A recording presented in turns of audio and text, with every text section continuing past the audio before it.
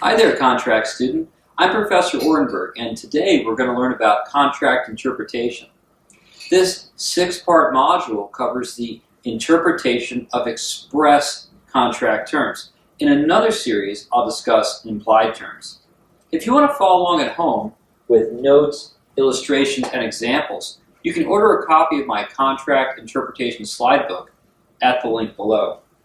Also, I'm using Contracts, a Contemporary Approach, 3rd edition, as my casebook. Contract interpretation is both a set of rules and general principles that guide courts toward finding the meaning that parties intended for their own contracts. I will explain contract interpretation to you in just 6 lessons. In this first lesson, I introduce the overall methodology of contract interpretation, and I distinguish between intrinsic and extrinsic evidence. In the second lesson, I discuss the first step in performing contract interpretation, which is interpreting express terms using the Canons of Construction. In the third lesson, I ask whether a contract interpretation process can be wholly objective or is at least partly, maybe entirely, a subjective endeavor. And I'll explain how that matters for appellate review in the courts. In the fourth lesson, I distinguish between patent ambiguity and latent ambiguity. And I explain how the objective and subjective approaches differ with regard to these types of ambiguities. In the fifth lesson, I introduce the parole evidence rule, which governs how a party can admit evidence that modifies or adds a term to a written agreement. And I explain the difference between a partially and a completely or totally integrated agreement. Finally, in the sixth lesson, I apply the parole evidence rule to partially and completely integrated agreements. And I explain the 5 uses of extrinsic evidence that are not barred by the parole evidence rule. And in that way, I recap what we've learned. Next time, I will talk about using extrinsic evidence to understand contract terms. At the outset, though, I want to mention that many of these lessons also apply to statutory interpretation. I don't address statutory interpretation directly, but we can draw some parallels. Let's begin by discussing frugaliment, that famous case about the meaning of chicken. The buyer claimed that chicken meant tasty frying chickens.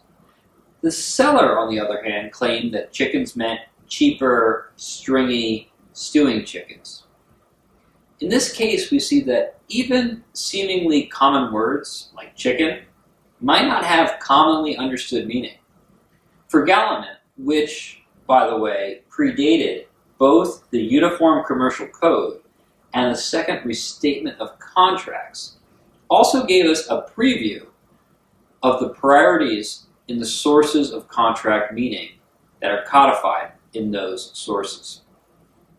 The priorities are generally, first, we look at the express terms. These are the inherent concepts in the 4 corners of the written contract. This is intrinsic evidence. Then we look outside the document to the extrinsic evidence. Now that grossly oversimplifies the process of contract analysis. If you want a little more detail, think of it proceeding in 7 steps. First, we determine the express definition from within the 4 corners of the text.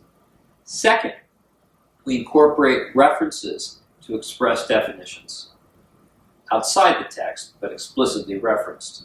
Third, we apply common sense through the lens of commercial context to understand the reasonable meaning of the text as understood by the parties. Fourth, we consider preliminary negotiations between the parties where they actually discuss the meaning of the terms. Fifth, we look at the action of these parties in their course of performance of this contract. Sixth, we look at the action of the parties in their course of dealing under other but similar contracts.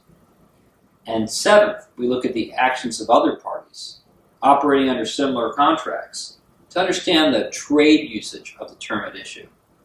Reasonable people can disagree about the role of common sense and commercial context in contract interpretation.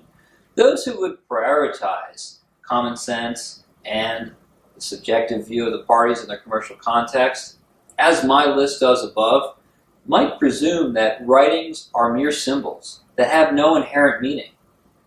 I believe, as do some scholars, all meaning is derived from the context, and therefore contract's interpretation is inherently subjective. Others, notably Justice Holmes, will argue that contracts can be understood objectively, and that they should be. Reasonable people may also disagree about whether preliminary negotiations is more dispositive of meaning than course of performance. Some believe that express terms discussed during preliminary negotiations are clearer and more objective manifestations of the party's intent. Others believe that actions speak louder than words. I'll let you be the judge. But one set of priorities is much more clear. Uniform Commercial Code Section 1303 specifies the order of priority is first, course of performance, same parties, same transaction. Second, course of dealing, same parties, different transaction. And third, uses of trade, different parties, different transaction. Courts, however, do not always follow these priorities in the order I just specified. In Nanakuli, a contract for asphalt said the price shall be, quote, Shell's posted price at the time of delivery.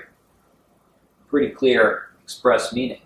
But the buyer claimed the parties really meant Shell's posted price at the time that Nanakuli made a bid for a paving job.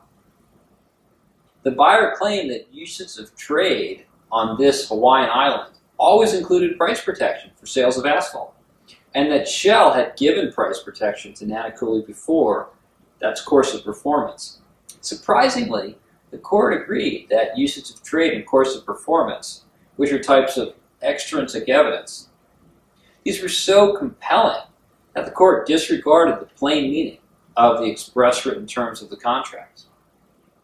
I view the Nanakuli case as an outlier, a real extreme example of the subjective view of contract interpretation, but it emphasizes the point that these priorities of contract interpretation are more flexible than they may first appear.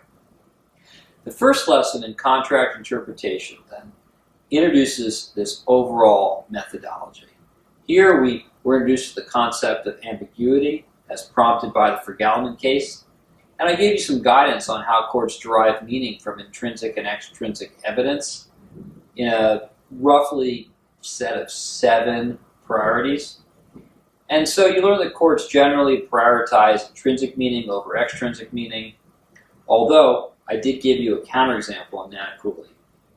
As a general rule, courts interpret contracts primarily according to the plain meaning of written terms. But there's a lot more to it.